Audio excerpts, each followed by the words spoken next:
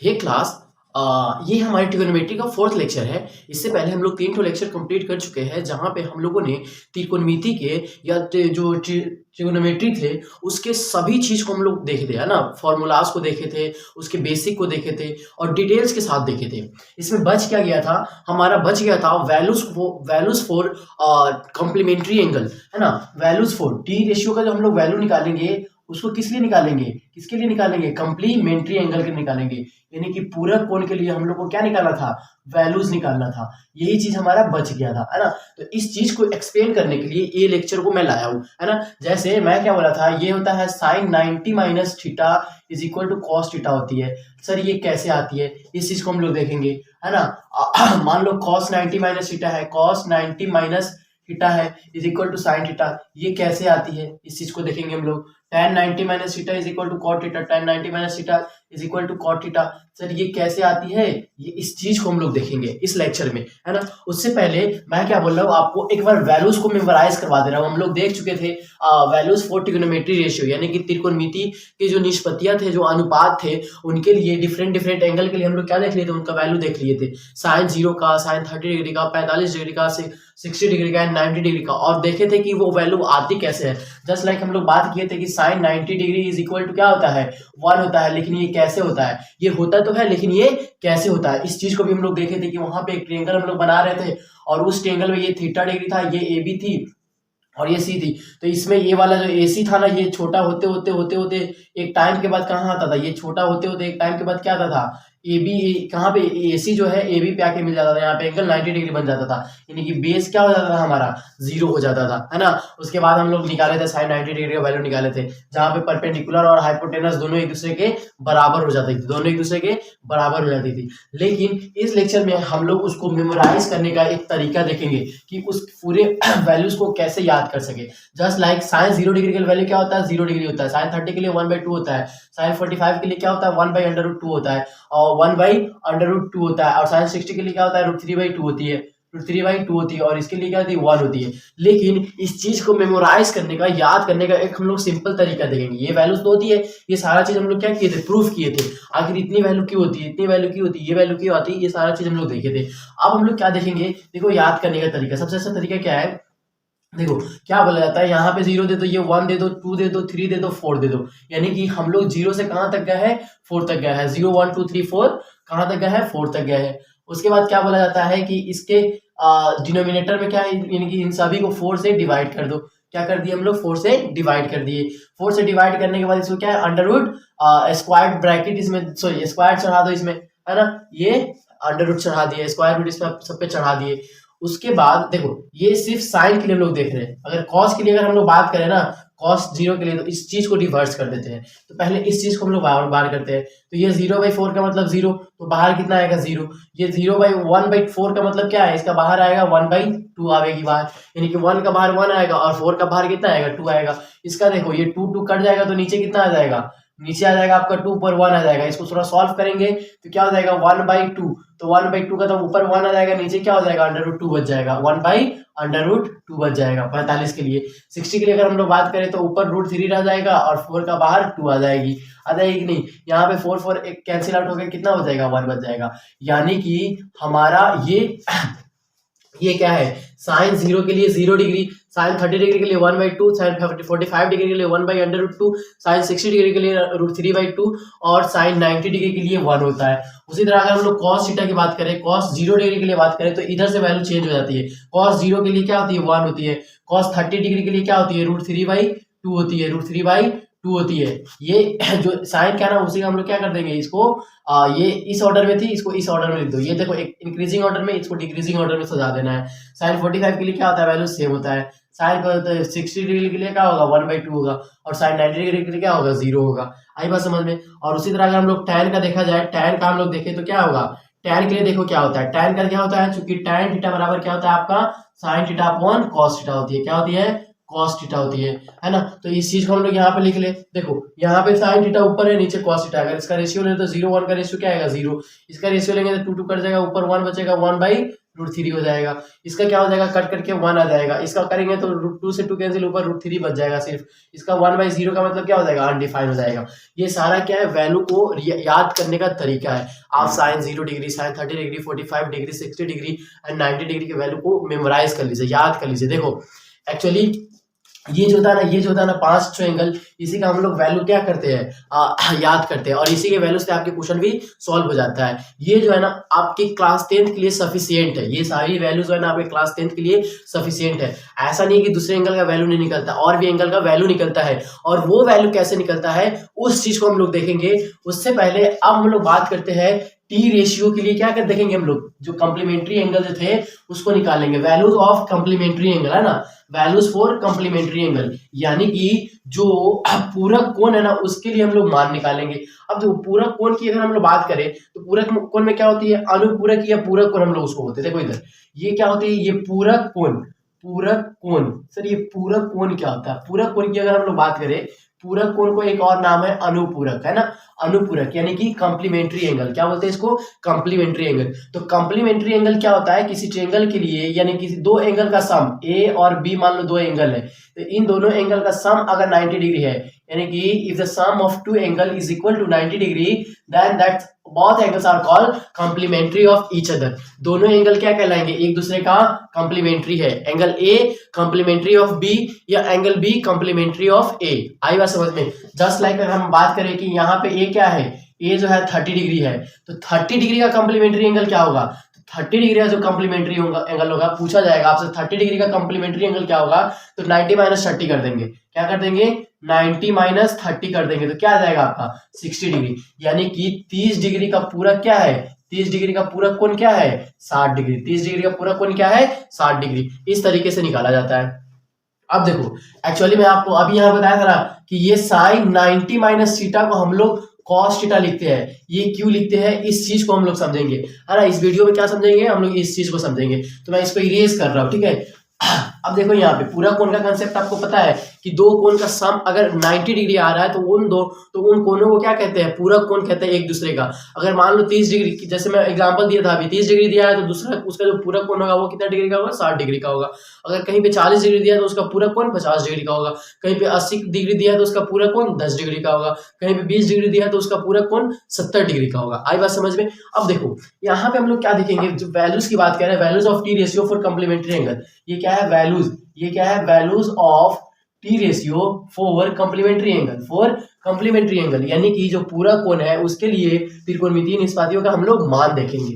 देखो हम लोग क्या करते हैं, एक ट्रायंगल बनाते हैं, एक क्या बनाते हैं, एक ट्रायंगल बनाते हैं। देखो इधर ये ट्रायंगल क्या है, राइट एंगल ट्रायंगल। चूंकि हम लोग राइट त्रिकोणमिति में हम लोग मैक्सिमम किसका बात करेंगे, राइट एंगल ट्रायंगल की हम लोग बात करेंगे। तो ये ट्रायंगल है, मान लो ए बी सी, क्या है, ए बी सी। ये ट्रायंगल क्या है आपका, ट्रायंगल ए बी सी।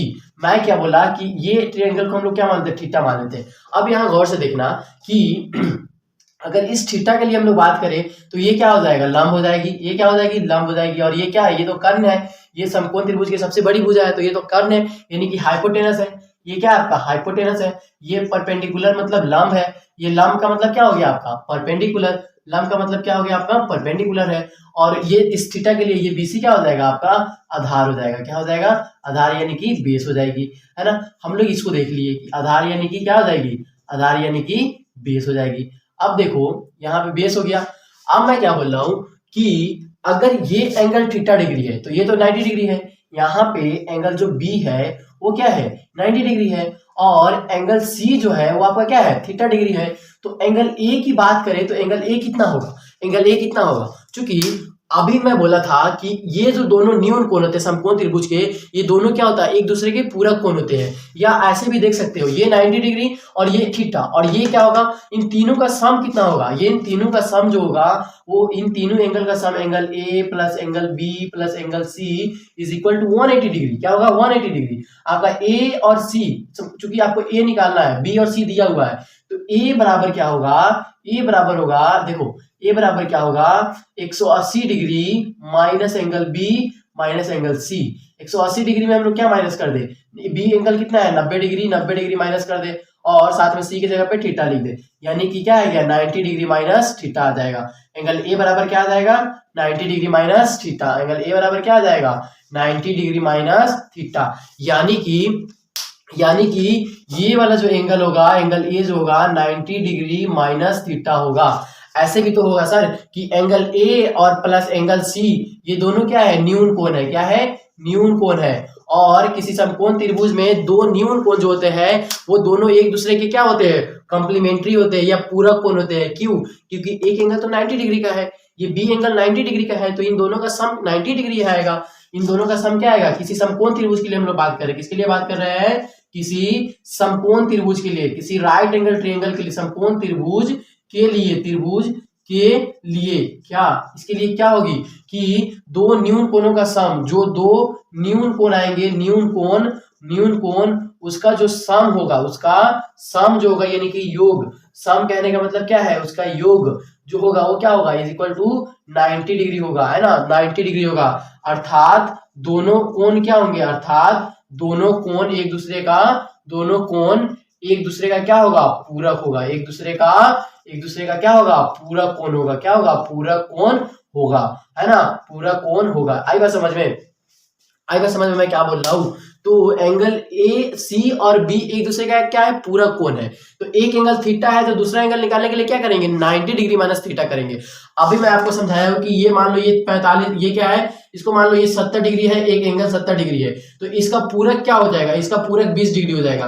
क्यों? क्योंकि इसका पूरक वही होगा जो इसमें जोड़ने पे 90 डिग्री के बराबर आ जाए। तो इसमें क्या जोड़ने पे 90 डिग्री आ रहा है? 20 जोड़ने पे 90 डिग्री आ रहा है। अर्थात अगर आपको पूरक को निकालना है तो 90 में से जो एंगल दिया रहेगा उसको क्या कर देंगे घटा देंगे, तो क्या निकल जाएगा पूरक कोण निकल जाएगा, पूरक कोण निकल जाएगा। तो ये सारी चीज मैं समझाया इसलिए कि यहाँ पे जो ए का वैल्यू है हम लोग क्या लिख सकते हैं 90 डिग्री माइनस थीटा लिख सकते हैं। कैसे लिख सकते हैं आई बात समझ में? चलो ये सारी चीज मैं इस चीज को समझाने के लिए सिर्फ ये यहाँ पे 90 डिग्री माइनस थीटा क्यों लिख रहा हूँ उस चीज को समझाने के लिए मैं ये सारा नोट किया था। ठीक है, आप इसका स्क्रीनशॉट ले सकते हो, मैं इसको इरेज कर रहा हूँ। आप देखो मेरा काम सिर्फ यहाँ तक था कि हमको एंगल ए का वैल्यू निकालना था। चूंकि एंगल ए और सी एक दूसरे का पूरक कोण है तो पूरक कोण निकालने के लिए क्या करते हैं 90 डिग्री में से थीटा को घटा देंगे।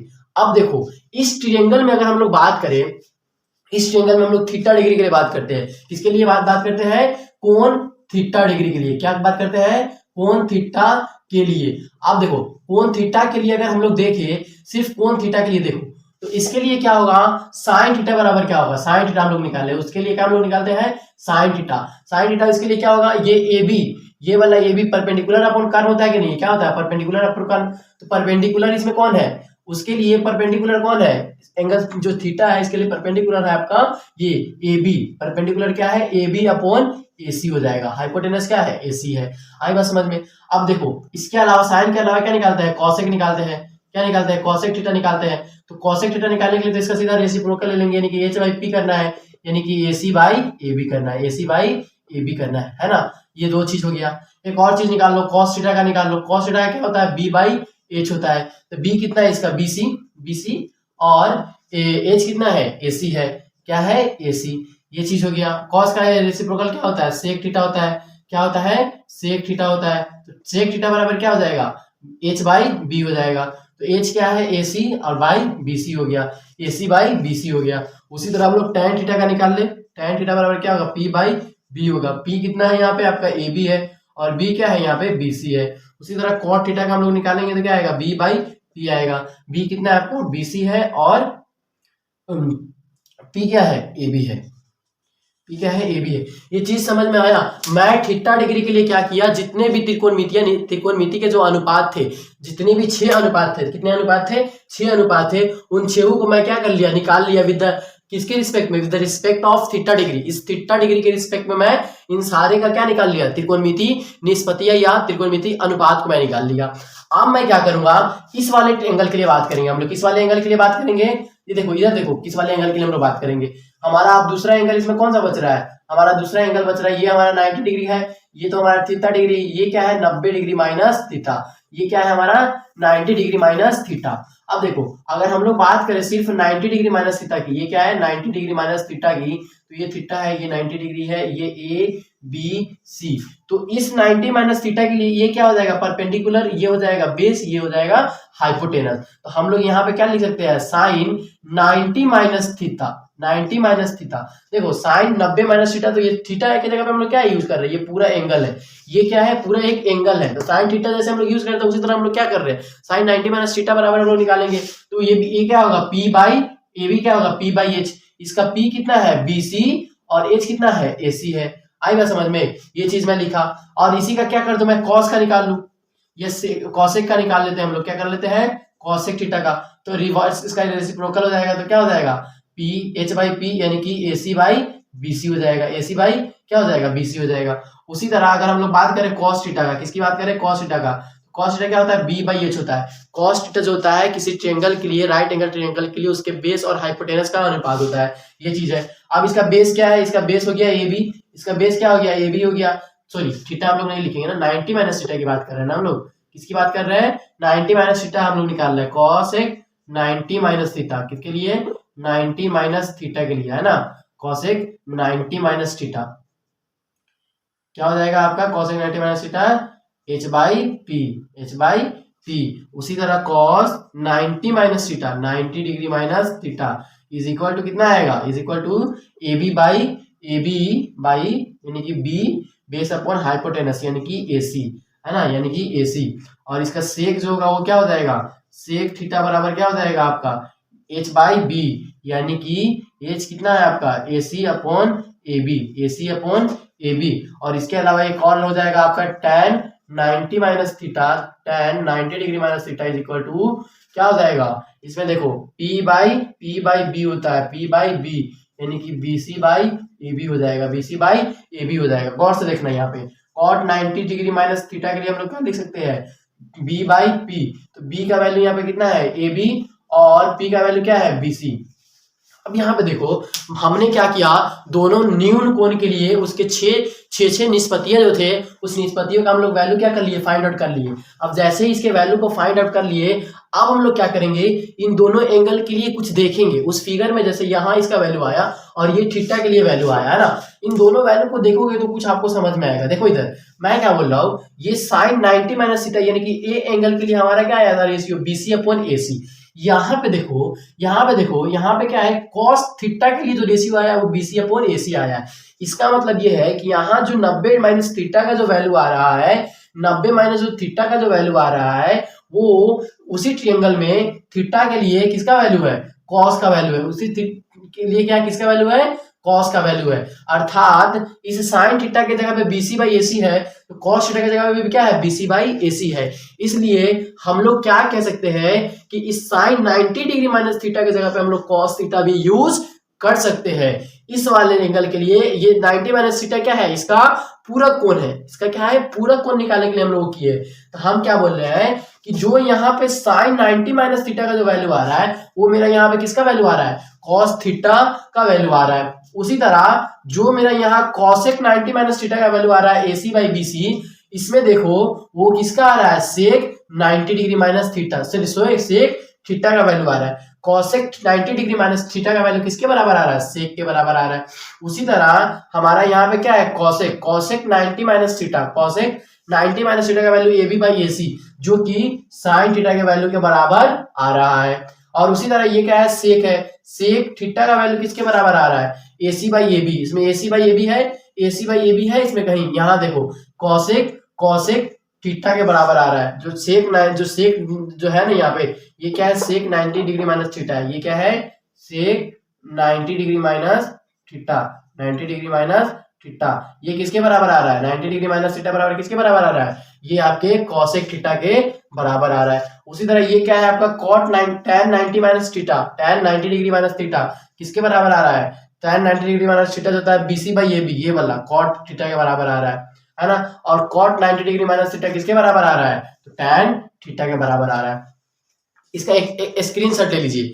हम लोगों ने क्या किया कि एक ट्रायंगल लिया जिसमें दो न्यून कोण थे और दोनों न्यून कोण एक दूसरे के क्या होते हैं, पूरक यानी कि कॉम्प्लीमेंट्री होते हैं राइट एंगल ट्रायंगल के लिए, बिकॉज उसमें एक एंगल का सम क्या होता है 90, एक एंगल तो ऑलरेडी 90 डिग्री होता है, तो दो अन्य जो एक्यूट एंगल बचते हैं उसका सम 90 डिग्री आएगा, और 90 डिग्री अगर दो एंगल का सम आता है तो उन दोनों एंगल को एक दूसरे का पूरक कोण कहते हैं। तो हम लोगों ने ऐसे दोनों को, एक थीटा के लिए वैल्यू निकाला, एक cos 90 डिग्री माइनस थीटा के लिए वैल्यू निकाला, और जब दोनों को कंपेयर किया तो हमको देखने को ये मिला कि sin 90 डिग्री माइनस थीटा का जो यूज कर रहा है वो इधर cos थीटा का वैल्यू आ रहा है, cosec का इधर जो यूज कर रहा है इधर किसके वैल्यू आ रहा है, जो यहाँ cosec का जो यूज कर रहे हैं AC बाई क्या है यहाँ पे cosec के लिए AC बाई BC, तो AC बाई BC किसके लिए आ रहा है, sec थीटा के लिए आ रहा है। तो इसका स्क्रीनशॉट लीजिए और मैं सबको क्या करता हूँ एक साथ समराइज करने की कोशिश करता हूँ। अब देखो एक साथ समराइज करने की कोशिश करता हूँ, यहाँ से कुछ समझ में आया आपको कि क्यू, आखिर में Q sin 90 degree minus theta को cos थीटा लिया जाता है, क्यू लिया जाता है, आएगा समझ में। देखो यहाँ पे हम लोग अब समझेंगे क्यू लिया जाता है,